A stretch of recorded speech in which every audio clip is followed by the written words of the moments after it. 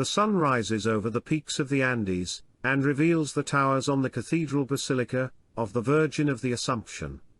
The cathedral was built over Viracocha's palace, which is located in the Plaza de Armas, in Cusco, Peru. In 1559 the cathedral's construction began on the foundation stones of Viracocha's palace, the Cusco. After 95 years of dismantling stonework from Saqsaywaman, and other ancient sites around Cusco, the enslaved Inca completed the cathedral in 1654. The Gothic Renaissance architecture is stunning to say the least, but I wonder often, how stunning Viracocha's palace, the Cusco, was. This is the layout of the ancient city of Cusco, which the Inca identified as a puma. Historians have stated that the original city was divided in half, the upper half was called Ha1, and the lower half was called Irene. Cusco has many unsolved mysteries, answers to be found, and secrets to be revealed for decades to come. I believe there is a secret message from the ancients that's been hidden in plain sight, within the layout of the ancient city of Cusco. However, you have to find it hidden within this video.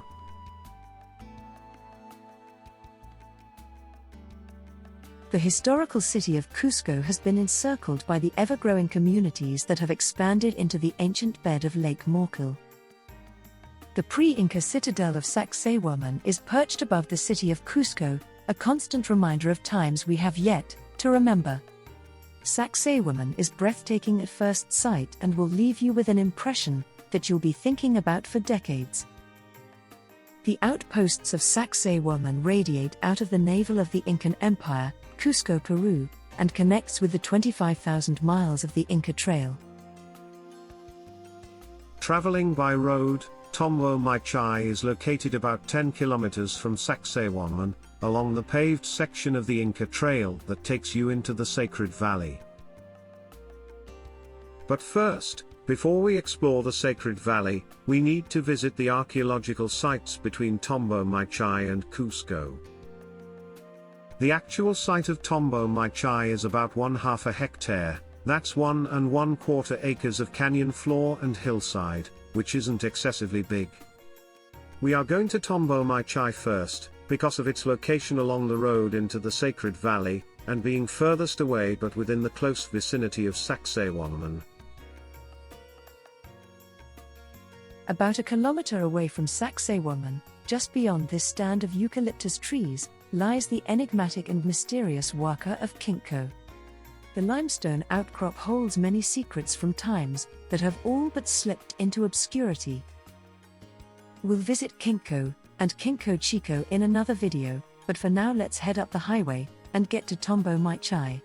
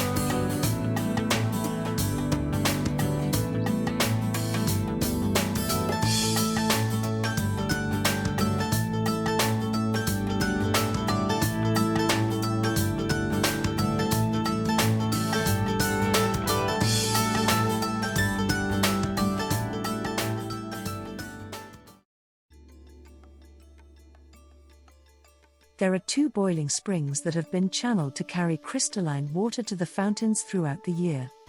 The Tambomachay River is fed by the Team Puca Pucara and the Haila Kocha's waters that converge below the water temple. The bathroom of Nusta is the traditional name for Tambomachay. El Baño del Inca, in Spanish, or the Bath of the Inca in English. To the privileged Inca, Tambomachay was an unmissable destination, where the Sapa Inca, lesser officials, and their entourages came to relax in the shade, and anoint themselves with sacred waters. The cañua trees that border the Timbuk River are enchanting, and they provide a canopy of cool shade for the weary travelers along the Inca Trail. The cañua is one of the only surviving indigenous trees of the high Andes, which I've seen growing at 15,000 feet or 4,572 meters. The cañua is highly regarded and sacred, so it's illegal to cut or harvest until it dies. In 2013, Anne and I met up with Yen Peter de Jong and Jesus Gamarra for our first excursion into the theories of Alfredo Gamarra, Jesus Gamarra's father. We'll visit Alfredo's theories as this series continues. Grandfather time has proven to me the first trip up to the water temple was as interesting as the temple itself. As we came to the first set of walls and terraces that were partially obscured by a small stand of cañua trees, immediately I was impressed with its stature, and right away, I noticed something different about it that I hadn't seen at the other sites we had been to. It took several trips around the archaeological sites in Cusco and the Sacred Valley before I understood what these stones were telling me.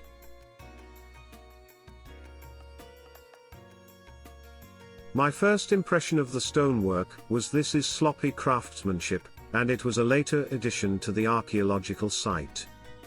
However, after analyzing the hundreds of pictures I've taken over the past 9 years, and comparing the stonework at the other archaeological sites surrounding Cusco, I think differently about the walls that are before us now. What I see is the beginning of a learning curve that goes so far back in the timeline, it would be impossible to pinpoint in the layers of prehistory. I might be letting my imagination run away with me, but then again, that's for you to decide. We found a surprise at the end of the Wall of Many Mysteries, a transition in the stonework, the transition from the first world, Hanan Pancha, to the second world to Iran Pancha, which in my opinion, is a deviation from the Incan cosmology. However, that transition is based on the cosmogony of the three worlds theory, that I studied for quite some time, in my attempt to find where it fits in the bigger picture, and I say this with all due respect to Alfredo and Jesus Gamarra. Some of it does, some of it doesn't, and some is absolute. Let's jump back into the rabbit hole and uncover the positives in the Gamarra theories as they surface. Because we've found a few positives in the mix. The delicate question to ask is, how do we approach the subject of classifying and clarifying a theory that has been abstracted from research, that was compiled from incomplete data, due to limited access and availability. Especially when the theory has been merged with belief systems thousands of miles and oceans apart. Mesopotamian, Egyptian, Christian, Judean, and Incan cosmology are blended together in an intricate network of possibilities that are like the threads in a spider's web.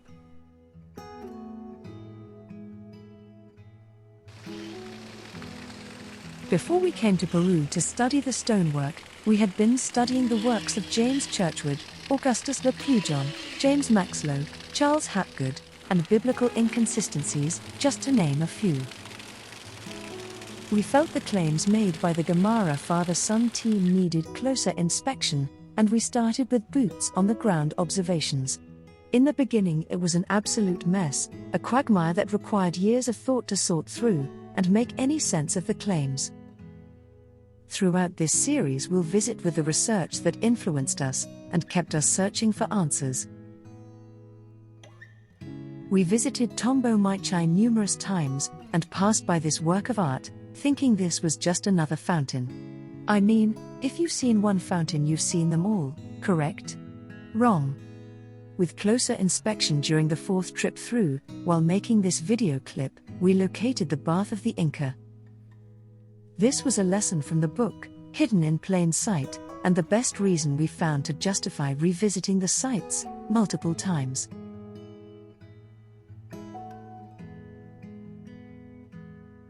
As I was filming what looked like a leak between the stones, I concluded the water table behind the wall was higher than the seam, but at the same level as the fountain. I followed the seam and reached the end of the stone blocks. At first, I thought it was a cut for a stone that was removed, until I looked closer. I asked myself if these indentations were steps, because of their smoothness and worn look, so I climbed up to get a peek behind the wall. After a couple steps up, I smiled and had my aha. Awed by the surge of self-discovery. When the groove became visible, I knew this was an overflow channel, and the bath area came into focus. I envisioned the spring-fed bathing pool, hidden under all that backfill and grass. 500 years ago, Tambomachay was an active hub for the region, and if we were to follow this trail over the Altiplano, we would end up in the Sacred Valley. 2 days hiking over another strand of the spiderweb, they call the Inca Trail. Tambomachay was a place of many uses, from bathing to sacrifice, and everything in between. Tambomachay hasn't lost its energy, nor appeal, over the past 600 years, even though so much is missing from what the site once was. The bath isn't used, nor are there rituals held on the rostrum that's perched above the canyon floor below.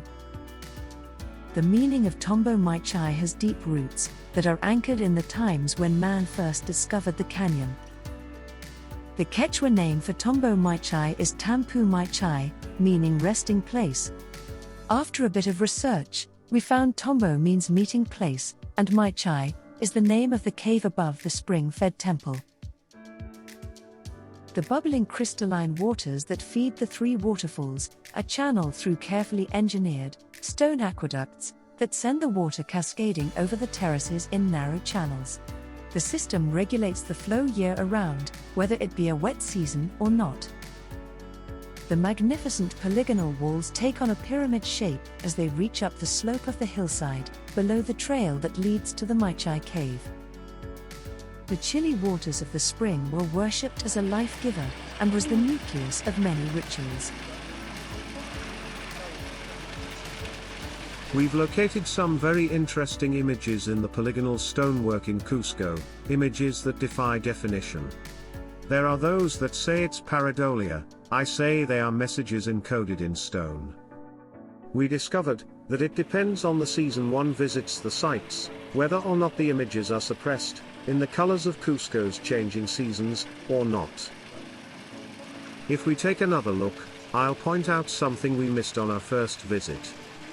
Please allow me to reveal the hand. Was this image created by accident during the construction of the terrace, and are we expected to accept this as pareidolia?